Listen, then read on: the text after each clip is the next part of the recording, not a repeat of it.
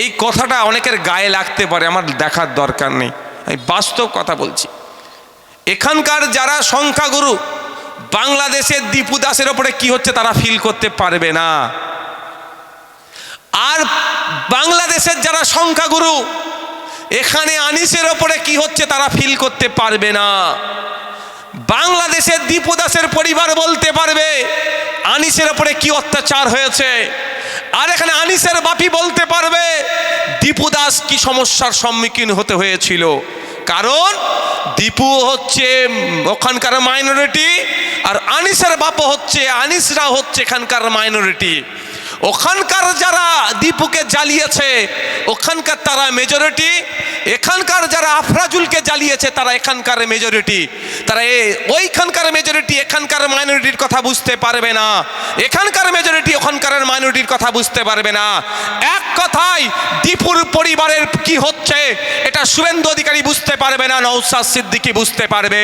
আর আনিসের পরিবারের উপরে কি হচ্ছে এটা ওখানকারের যারাই আছে, এখন ধরুন নয় যেগুলো চলছে নেতাকে, এখন বাংলাদেশে নতুন নতুন দেখতে পাচ্ছি কে তো বলছে নাকি 7 সিস্টার দখল করে নেবে। হ্যাঁ আইন একবার, বুঝতে পারছো না, বলছে 7 সিস্টার দখল করে নেব। কত শখ, বুঝতে পেরেছে? ওই নেতা কাতাগুলোর কাছে আমার বক্তব্য এটা, তাহলে আপনি এখানকার সংখ্যালঘুদের দরদ বুঝতে পারবেন না। এরা এই সংখ্যাগুরু করে গুলিয়ে দেওয়ার চেষ্টা করছে। বাংলাদেশের সংখ্যালঘু যুবক দীপু দাসকে যেভাবে খুন করেছে এটা কি সমর্থনযোগ্য? এটা জোরে ভাষায় বলতে হবে। কোনোদিন এটাকে মেনে নেওয়া যাবে? আমি মেনে নিতে পারবো না। আমি একজন পশ্চিমবাংলার আইনসভার সদস্য হিসাবে বলছি, সব দেশের আইন আলাদা আলাদা আছে, সেটাকে সম্মান দিয়ে বলছি। কোনোদিন আইন হাতে তুলে নেওয়ার পক্ষে আমি সমর্থন করি না, এটাকে মেনে নিতে পারি না। আমাদের পার্টিও এটাকে মেনে নিতে পারেনি, ওই জন্য বাংলাদেশ হাই কমিশনে গিয়ে ডেপুটি হাই কমিশনে গিয়ে ডেপুটেশন দিয়েছে।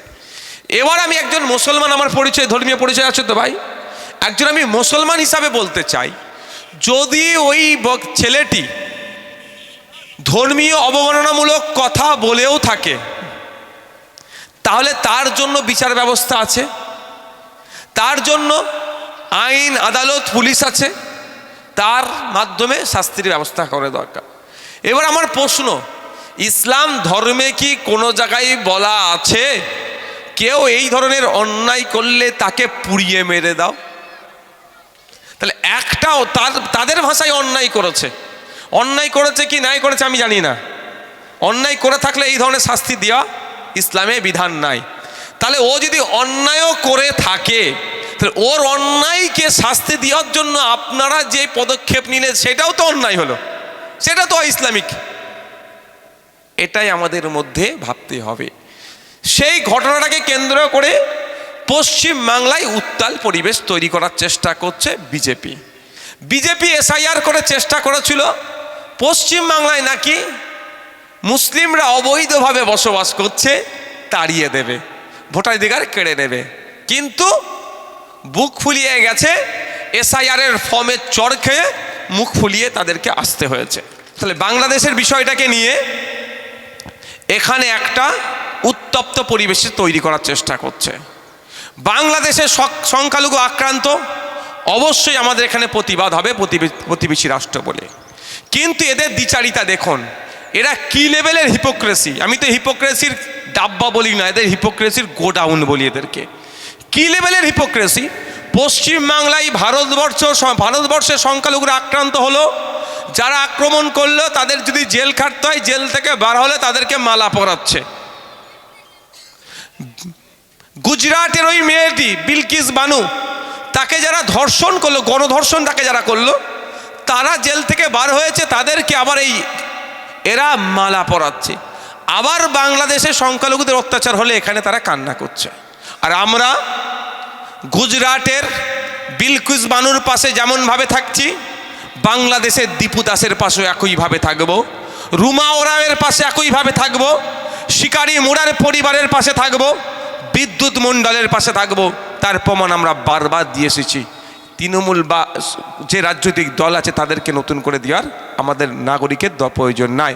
কিন্তু প্রশ্ন আমার এখানকার যারা সংখ্যাগুরু আছে এই কথাটা অনেকের গায়ে লাগতে পারে, আমার দেখার দরকার নেই, আমি বাস্তব কথা বলছি। এখানকার যারা সংখ্যাগুরু, বাংলাদেশের দীপু দাসের ওপরে কি হচ্ছে তারা ফিল করতে পারবে না। আর বাংলাদেশের যারা সংখ্যাগুরু, এখানে আনিসের ওপরে কি হচ্ছে তারা ফিল করতে পারবে না। বাংলাদেশের দীপু দাসের পরিবার বলতে পারবে আনিসের ওপরে কি অত্যাচার হয়েছে, আর এখানে আনিসের বাপি বলতে পারবে দীপু দাস কি সমস্যার সম্মুখীন হতে হয়েছিল। কারণ দীপু হচ্ছে ওখানকার মাইনরিটি, আর আনিসের বাপও হচ্ছে, আনিসরা হচ্ছে এখানকার মাইনরিটি। ওখানকার যারা দীপুকে জ্বালিয়েছে ওখানকার তারা মেজরিটি, এখানকার যারা আফরাজুলকে জ্বালিয়েছে তারা এখানকার মেজরিটি। তারা ওইখানকার মেজরিটি এখানকার মাইনরিটির কথা বুঝতে পারবে না, এখানকার মেজরিটি ওখানকার মাইনরিটির কথা বুঝতে পারবে না। এক কথায় দীপুর পরিবারের কি হচ্ছে এটা শুভেন্দু অধিকারী বুঝতে পারবে না, নওশাদ সিদ্দিকী বুঝতে পারবে। আর আনিসের পরিবারের উপরে কি হচ্ছে এটা ওখানকারের যারাই আছে, এখন ধরুন নয় যেগুলো চলছে নেতা কেতা এখন বাংলাদেশে নতুন নতুন দেখতে পাচ্ছি, কেতে বলছে নাকি 7 সিস্টার দখল করে নেবে। হ্যাঁ আইন একবার, বুঝতে পারছো না, বলছে 7 সিস্টার দখল করে নেব। কত শখ, বুঝতে পেরেছে? ওই নেতা কাতাগুলোর কাছে আমার বক্তব্য এটা, তাহলে আপনি এখানকার সংখ্যালঘুদের দরদ বুঝতে পারবেন না। এরা এই সংখ্যাগুরু করে গুলিয়ে দেওয়ার চেষ্টা করছে। তো আমি আমার এই কথাটা বলার কারণ কি, ভারতবর্ষের খ্রিস্টান সংখ্যালঘু যে সমস্যার সম্মুখীন হলো গত 25 তারিখে, এটা কি বাংলাদেশের মুসলমান সংখ্যাগুরুরা বুঝতে পারবে? কোনোদিন বুঝতে পারবে না, কারণ ওরা সংখ্যাগুরু।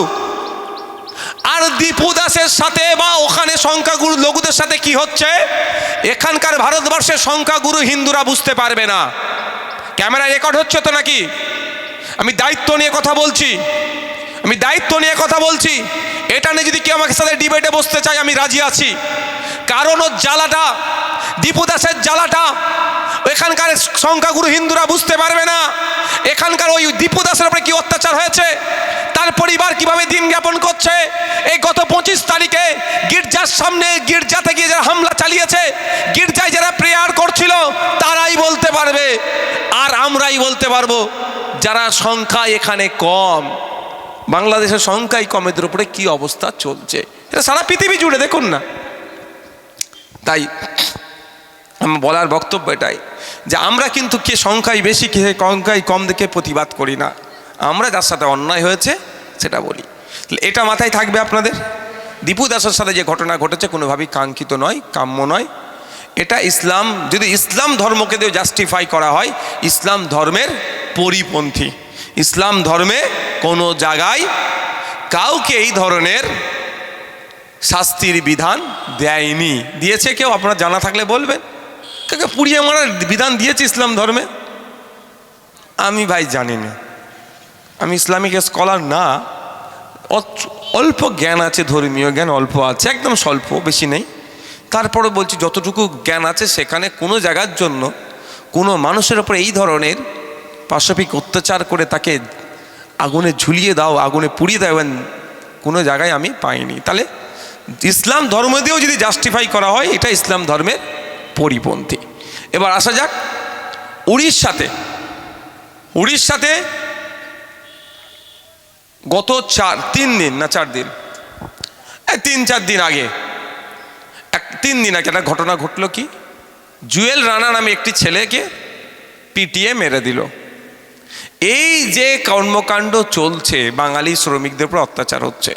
কোনো সময় সাবির মল্লিক হরিয়ানাতে, সোমনাথ দেবনাথ মহারাষ্ট্রে, আপনার কেরলে, রাজ্যের বিভিন্ন আফরাজুল থেকে শুরু করে প্রচুর এরকম লিস্ট আছে, বাঙালিদের উপরে আক্রমণ নেমে আসছে। এটা বন্ধ হওয়ার দরকার আছে না নাই বলুন? এটা বন্ধ করার সিস্টেমটা আছে না নাই? বন্ধ করারও জায়গা আছে। সেই জায়গাটার দায়িত্বভার আপনারা তুলে দিয়েছেন 2021 সালে মমতা ব্যানার্জি মহাশয়ার হাতে। তিনি রাজ্যের মুখ্যমন্ত্রী। তাছাড়া আপনি যারা এখানে বসে আছি, বন্ধ করার ক্ষমতা আপনার আমার হাতে সেইভাবে নাই। যতটা দ্রুততার সাথে সহজভাবে রাজ্যের মুখ্যমন্ত্রী বন্ধ করবে। কিন্তু দুর্ভাগ্য আমাদের, রাজ্যের মুখ্যমন্ত্রী নীরবতার কারণে একের পর এক লাশ হয়ে বাড়ি ফিরছে আমার আপনার বাড়ির ছেলেরা। কোনো সময় সোমনাথ দেবনাথ মাথা কাটা দেহ উদ্ধার হচ্ছে, তো কোনো সময় লাশ হয়ে জুয়েল বাড়ি ফিরছে, বা আগুনে দগ্ধ হয়ে পুড়িয়ে মেরে দিয়ে আফরাজুলকে বাড়ি পাঠাচ্ছে, বা গোমাংস আজ রান্না করছে অপবাদ তুলে হরিয়ানাতে সাবির মল্লিককে পিটিয়ে খুন করে বাড়ি পাঠিয়ে দিচ্ছে। এটা রাজ্য সরকার যদি চায় এটা দমন করতে পারবে, আটকাতে পারবে, কিন্তু জানি না কি কারণে উচ্চবাচ্য সেই অর্থে করছে না। আমি একটা জাস্ট উদাহরণ দিচ্ছি। উদাহরণ, পশ্চিমবাংলা থেকে উড়িষ্যায় 20,000 বাঙালি শ্রমিক কাজ করে, সংখ্যাটা মনে রাখবেন।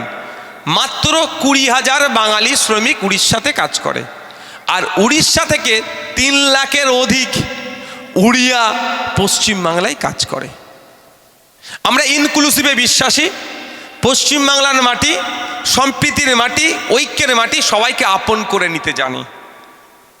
আমি বলছি না তাড়িয়ে দাও, এতে আমি বিশ্বাস করি না, কিন্তু আমার রাজ্যের মুখ্যমন্ত্রী যদি একবার এই হুঙ্কারটা দেয় যে আমার 20,000 বাঙালিকে তুমি প্রোটেকশন দিতে পারছো না, তোমার 3 লক্ষকে আমার বাঙালি ভাইয়েরা বুকে আগলে রেখেছে, আমার কলকাতা পুলিশ, আমার বেঙ্গল পুলিশ নিরাপত্তা দিচ্ছে, আমার এখানে রুজি রুটি কামাচ্ছে, উড়িষ্যায় টাকা পাঠাচ্ছে, কোনো একটা উড়িয়া ভাইয়ের পশমে আমরা টাচ হতে দিয়েছি আর দেবও না।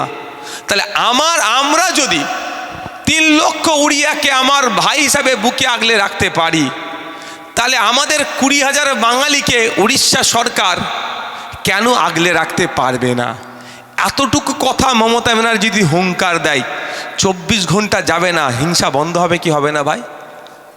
কারণ এটা বুঝে যাবে উনি 20,000 ফেরত নিয়ে আসবে, 3 লাখকে পাঠিয়ে দেবে। এই 3 লাখ তো কোনো অন্যায় করেনি ভাই, এই 3 লাখ কি কোনো অন্যায় করেছে? তাই বিনা অন্যায় ফিরে যেতে হবে। এই 3 লাখ যখন যাবে, পরিবার পিছু আমি 3 জন করে ধরি, 9 লক্ষ মানুষ রাস্তায় নামবে, উড়িষ্যার রাস্তায় নামবে। তাহলে উড়িষ্যা সরকারকে জবাব দিতে হবে। উড়িষ্যার বিজেপি সরকার চলছে, উড়িষ্যার বিজেপি সরকার না সমস্যায় পড়ে, তার জন্য হয়তো আমাদের সরকার নীরবতা পালন করছে। এটা আপনাদেরকে প্রশ্ন আমি ছেড়ে দিলাম। তাহলে উড়িষ্যার বিজেপি সরকার না ফেতনায় এই প্রশ্ন সম্মুখীন না হয়, তার জন্য আমার বাঙালি ভাই মার খেয়ে লাশ হয়ে ফিরছে। তখন লাশ হয়ে ফিরছে মানে এক্সট্রিম পর্যায়ে, তাহলে অত্যাচার কি চলছে এটুকু ভাবুন। কি বলছি বুঝতে পারছেন? লাশ হয়ে ফিরছে মানে একদম লাস্ট স্টেজ। তার আগে যে একাধিক স্টেজ, মার খাওয়া, এন খাওয়া, তান খাওয়া, দেখতে পাচ্ছেন না ভিডিও আসছে। তাহলে এইটাকে রোধ করাতে হবে কি হবে না? কে রোধটা করবে? এবার আপনি গিয়ে রোধটা করতে পারবেন না, দাঙ্গা লেগে যাবে। আপনাকে আমি রোধ করতেও বলছি না, আপনি ভোট দিয়ে একটা সরকার তৈরি করেছেন, সেই সরকার তো করবে। এটা করছে। আমি একজন বিধায়ক হিসাবে বক্তব্যটা রাখতে চাই, এবং এটা আমি বিধানসভায় প্রস্তাবও রেখেছিলাম, এই বিষয়ে আমি রেখেছিলাম। আমি বলেছিলাম প্রতিটা রাজ্যে একটা করে নোডাল অফিসার দেওয়া হোক, একটা করে নোডাল অফিসার। উড়িষ্যায় কোনো সমস্যা হচ্ছে, উড়িষ্যাতে একটা অফিসার রাখা হোক। উড়িষ্যাতে আমাদের ভবন আছে, যেমন পশ্চিমবাংলায় উড়িয়াদের মানে উড়িষ্যার মানুষের জন্য ভবন আছে, উড়িষ্যাতে আমাদের ভবন আছে। না থাকলে বানাতে হবে, থাকাটা স্বাভাবিক, আমি এমনি বলছি, না থাকলে বানাও। তো উড়িষ্যাতে একটা অফিসার নিয়োগ থাকবে। উড়িষ্যায় যত বাঙালি শ্রমিকরা আছে, কোনো সমস্যার সম্মুখীন হলে তৎক্ষণিক ওনাকে ফোন করবে, উনি উড়িষ্যা সরকারের সাথে কোঅর্ডিনেট করে এটা সমাধান করবে। এই প্রস্তাবটা আমি দিয়েছিলাম। ভুল করেছিলাম কি খারাপ করেছিলাম বলেন? এটা পরিযায়ী শ্রমিকরা বাঁচবে, অত্যাচারের হাত থেকে বাঁচবে, এটা ভাঙড়ের বিধায়ক দিয়েছে। সহ্য হয়নি, ভালো কথা বলছি, ওই জন্য তুই জেল খাট, আমাকে দিয়েছে, জেল খাটিয়েছে, উপহার দিয়েছে। তাই এইটা আমাদের মাথায় রাখতে হবে। এই পরিযায়ী শ্রমিকদের উপর অত্যাচার বন্ধ করার জন্য সরকারকে সোচ্চার হতে হবে। আর সরকার তখনই ঘুম ভাঙবে যখন আপনি আমি সাধারণ মানুষ এটা নিয়ে যত বেশি চর্চা করব।